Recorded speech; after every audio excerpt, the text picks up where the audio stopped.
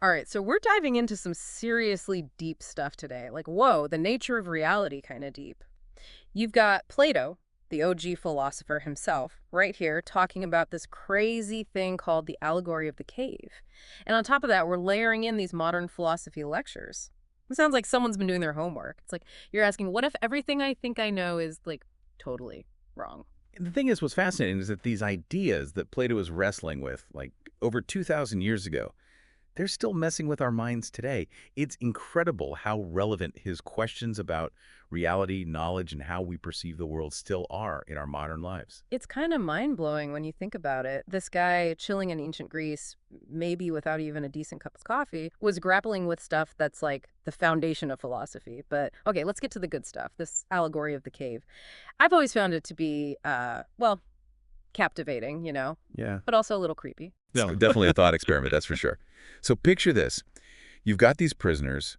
They're chained up inside a cave their whole lives, and they're facing this blank wall. That's all they know. Okay, so far, not a great vacation spot. No, not exactly. Now, here's where it gets weird. The only reality these prisoners experience are shadows. These shadows are projected onto the wall by objects passing in front of a fire behind them. So they're mistaking these like fleeting shadows for the real deal. Talk about a skewed perception of reality. Exactly. They're giving names to these shadows, assigning meanings, building their whole understanding of the world on them, completely oblivious to the fact that what they're seeing are just, pale imitations. There's a much bigger, more complex world existing outside of their limited experience. Okay, that's kind of depressing, these poor cave dwellers. So what happens next? Does anyone come rescue them from this shadow charade? Well, imagine one of these prisoners actually breaks free. He escapes the cave and steps out into the sunlight. This journey out of the cave, it's brutal, blinding. It represents that struggle we all go through when we're searching for true knowledge. It can be disorienting, even painful, like adjusting to a whole new reality. Makes you think, if we're so used to our own little caves, our own comfortable beliefs, would we even want to leave? Would we even recognize real knowledge, if we tripped over it? That's the heart of what Plato's getting at. So this escaped prisoner, he's blinded by the sun at first, but he slowly adapts. He sees the world illuminated by the sun, representing this higher level of understanding. It's like finally seeing things as they truly are. He's gone from cave dweller to, like, enlightened. That's got to be a trip. Right. But here's the catch. He goes back to the cave to tell the others what he's discovered. What do you think happens? Let me guess. They don't throw him a welcome back, you've seen the light party. Bingo. They struggle to believe him. Their whole framework of reality is built on those shadows.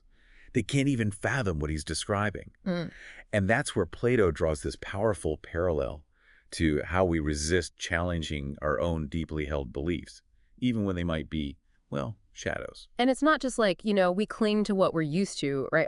The lectures you sent over, they talk about how our own brains can kind of mess with us too. Oh, It's like that example with the goldfish swimming in the curved bowl. yeah. How do we know our perception of reality, like what we think is real, isn't distorted in ways we don't even realize? Right, and we have no idea. It's a powerful analogy, right? Totally. That goldfish, those prisoners in the cave, they're stuck with just one viewpoint. They only see the world through a particular lens. Like for the goldfish, its whole reality is shaped by that curved glass. Right. And for us, it's our senses, our preconceived ideas, all those things coloring how we experience the world. So we could be swimming around in our own little thought bubbles, totally missing the bigger picture. That's kind of a freaky thought, but also like really makes you think. Makes you wonder what we're missing. Yeah, for sure. And the lectures, they connected this to actual neuroscience too, which is fascinating. Right. Talking about how our brains are constantly filtering and processing all this sensory input, like Yeah. all the time. Right. And what we experience as reality is just our brain's best guess, basically. Yeah. It constructs this model based on the information it has, but that information could be limited, right? So our brains are basically building this picture of reality. Yeah. And sometimes it's like the picture's a little off. Right, exactly. Like, remember those optical illusions that totally mess with your mind? Yeah. They're like glitches in the system. Yeah, exactly. Those glitches, they're showing us the limits of how we perceive things. Mm. And that's what makes Plato's ideas so mind-blowing. He was onto this stuff centuries before we even had the science to back it up. That is wild. It's like he had this intuitive grasp of like human consciousness and the nature of reality, But okay, let's jump to the present for a sec. You included that article about The Matrix, Oh, yeah? which love that movie. So good. But how does it, like, tie into all of this, besides the whole simulated reality thing? Well, The Matrix takes that cave allegory Mm-hmm. and, like, supercharges it. It throws out the possibility that our whole reality is just a simulation, a computer program, basically. Right. Now, obviously it's fiction, but it gets you thinking. It raises these huge questions about knowledge, about what it even means to be truly free. It really makes you wonder, what if we're all just plugged into some massive system and everything we experience is just lines of code? Could we even tell the difference? I mean, it's like, whoa. And that's exactly the point Plato's trying to make, right? Question everything, look at the world with a critical eye. Never stop searching for deeper understanding about ourselves, about the universe, about everything. It's not about being like cynical though, right? It's about being like a thoughtful person, being able to filter through all the noise and figure out what's real, what matters. That's it. And honestly, that's what makes this whole deep dive so relevant, I think, especially for someone like you. You're clearly into knowledge, into exploring new ideas, Yeah. but in a world that's just flooded with information. Right. It's more important than ever to develop those critical thinking skills, Mhm. to be able to navigate it all. So it's about breaking free from those metaphorical caves, even if it's a little bit uncomfortable at times, right? Yeah. But like, how do we even start doing that? How do we take these ancient philosophical ideas and actually apply them to our modern lives?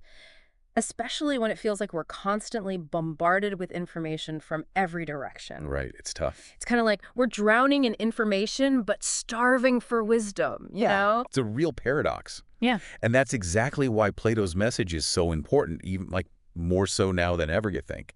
He wants us to be active in our pursuit of knowledge, not just passive consumers of whatever's thrown at us. So like instead of just accepting whatever we see on our feeds, whatever we're told, we Exactly. need to dig deeper, right? Yeah. Question the source, actually think about different perspectives. 100%. Yeah. And that's where this whole caves within caves idea comes in. Ooh, yeah. Like, we might think we've escaped one level of limited understanding, one cave, but then we realize, whoa, there's another layer underneath, another cave waiting to be explored. So even if we get rid of some of our own biases, our own limited ways of seeing things, there's always more to learn, more to question. It's like Totally. peeling back the layers of an onion, but the onion is like reality itself. And that's what's so cool about it. Plato's not giving us all the answers. There's no cheat sheet to escaping the cave. He's giving us the tools to figure it out for ourselves, to question, to explore, to embrace the fact that learning is a lifelong journey. So it's about cultivating that inner philosopher, right? Yes, That voice that's always asking why, even when the answers get complicated. exactly. And that journey, that pursuit of knowledge, of truth, that's what makes life so amazing. It's all about growth, discovery, even a little bit of awe, wouldn't you say? Totally. Speaking of awe, as we wrap up this deep dive, it kind of feels like we're ending on a cliffhanger. So, last thought here. If Plato were around today, what caves do you think he'd want us to break free from? What illusions would he be, like, shaking his head at? Now, that is a question worth pondering, Hmm. and that's where your own exploration comes in. Take those tools Plato's given us, those critical thinking skills, and, apply them to Yeah. everything. You might be amazed by what you find. I like it. All right, folks, that's our deep dive for today. And remember, like that wise man Plato once said, question everything. Or maybe he didn't actually say that. Either way, keep those minds curious, and we'll catch you next time.